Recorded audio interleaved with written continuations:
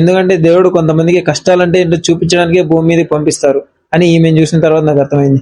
రాజకుమారి దయాన తూర్పు గోదావరి జిల్లా నుండి వచ్చిన ఒక సాధారణమైన ఆడపిల్ల అని చెప్పింది. కానీ ఈమె సాధారణమైన ఆడపిల్ల కాదు.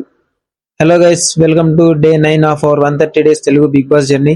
మన ఛానల్లో ప్రతిరోజు బిగ్ బాస్ కి సంబంధించిన ప్రతి అప్డేట్ రెగ్యులర్ గా వస్తుంటాయి. So please follow and subscribe. So ఈ రోజు రాజకుమారి దయాన అనే కంటెస్టెంట్ ఈ రోజు ఎపిసోడ్ లో కనిపించారు. ఈమె చెప్పిన స్టోరీ వెంట ఎవరికైనా కళ్ళలో నీళ్ళు వస్తాయి. పుట్టినప్పటి నుండి ఎన్నో కష్టాలు పడితే 10th క్లాస్ అయిన వెంటనే తనకి ఇష్టం లేకపోయినా మేనమామతో పెళ్లి చేస్తే అతనేమో జస్ట్ ఈమె నలుపు రంగు ఉన్నదన్న ఒకే ఒక కారణంతో ఇంకో పెళ్లి చేసుకున్నారు. ఇది తెలిసాక వీళ్ళ అమ్మ నాన్నలు ఈమెకి సంవత్సరంలో ఇంకో పెళ్లి చేస్తే అతనేమో ఈమె ఎన్ని బిజినెస్లు పెట్టించినా ఏం పని చేయించాలని చూసినా బాధ్యత లేకుండా ఏం పని చేయకుండా ఇప్పటికి కూడా బాధ్యత లేకుండా వ్యవహరిస్తున్నారని చెప్పింది. తానేదో చిన్నప్పుడు టైం పాస్ కోసం నేర్చుకున్న టైలరింగే తనకు వృత్తి అయ్యి తన ముగ్గురు పిల్లలకి అన్నం పెట్టి ఈరోజు పోషిస్తుంది.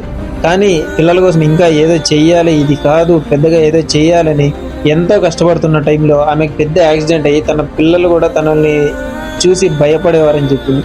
తనని చూసి పారిపోయేవాడు అంటూ చెప్పి చాలా బాధపడింది. అసలు ఇలాంటి బాధలు ఇంకెవరికి రాకూడదు. పిల్లలు తల్లిని చూసి పారిపోయే అంత బాధలు ఎవరికి రాకూడదు. అండ్ ఇంకో విషయం ఏంటంటే అంతా జరిగినప్పటికీ జస్ట్ నాకు యాక్సిడెంట్ మాత్రమే అయ్యింది, నా ప్రాణాలు పోలేదు, నా ప్రాణాలు ఇంకా ఉన్నాయని చెప్పి తనకి చిన్నప్పటి నుండి ఉన్న ప్యాషన్స్తో రీల్స్ చేసి 0 నుండి 1,00,000 మంది ఫాలోవర్ల దాకా తెచ్చుకుంది. ఈరోజు బిగ్ బాస్ వరకు వచ్చింది.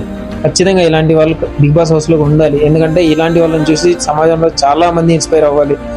మేము పడే కష్టాలు అసలు కష్టాలు కాదు, కష్టాలంటే ఇంతకంటే చాలా ఘోరంగా ఉంటాయని చాలా మంది ఇన్స్పైర్ అయ్యి ఎక్కడ ఆగిపోకుండా ముందుకు వెళ్తూనే ఉండాలి. సో ఇలాంటి వాళ్ళు ఖచ్చితంగా బిగ్ బాస్ హౌస్లోకి రావాలి.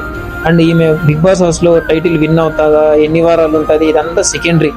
ఈమె ముందు బిగ్ బాస్ హౌస్ అనేది చాలా చిన్నది. బిగ్ బాసే కాదు, చాలా అన్ని రియాలిటీ షోలు ఈమె పడిన కష్టాలు అనేది చాలా చిన్నవి. సో కానీ ఇలాంటి వాళ్ళు బిగ్ బాస్ హౌస్లోకి రావాలి, చాలా మందికి ఇన్స్పైరింగ్ గా మారాలి.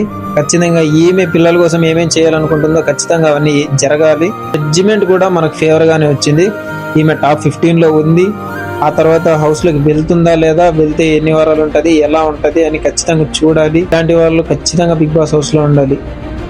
సో ఇది గైస్ మన day 9 of our big boss Telugu journey. ఇంకో అప్డేట్ తో రేపు కలుద్దాం. Subscribe to Hari talks.